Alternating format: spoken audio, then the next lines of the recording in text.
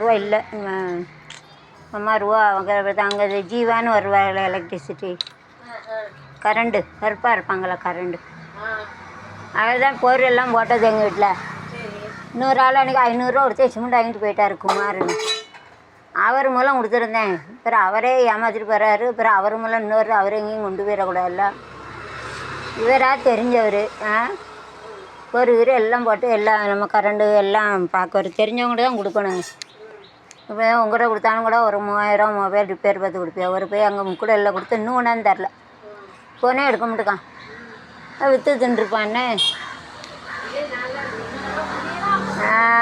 அப்படி இல்லைம்மா. ஆமாம் என்ன செய்ய பைசாவுக்கு கஷ்டமாக இருக்கல. அப்படி தான் ஒன்று போனால் இன்னொரு பைசா போமா.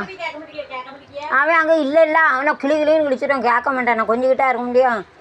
அவன் நாகர்கோவிலுக்கு எங்கேயோ கடையை மாற்றிட்டு போயிட்டான். சொந்த கடைக்காரே இருக்கவங்ககிட்ட கொடுக்கணும். உங்கள் வீடு போல் பக்கத்தில் இருக்கவங்ககிட்ட கொடுக்கணும். அவன் வாடகைக்கெலாம் இருந்தான். வாடகைக்கு இருந்தால் நான் சொந்த கடை முக்கூடல்கிட்ட அந்த நாராயணசாமி கோயில் இருக்கலாம் முக்கூடல் வடக்க அதுக்கிட்ட ஒரு கடை. பேதியில் போனால் திருவனந்தபுரம் போனால் அங்கே யாருக்கும் 30,000 அட்வான்ஸ் கொடுத்தான்னா கடை வேண்டான்ட்டானா.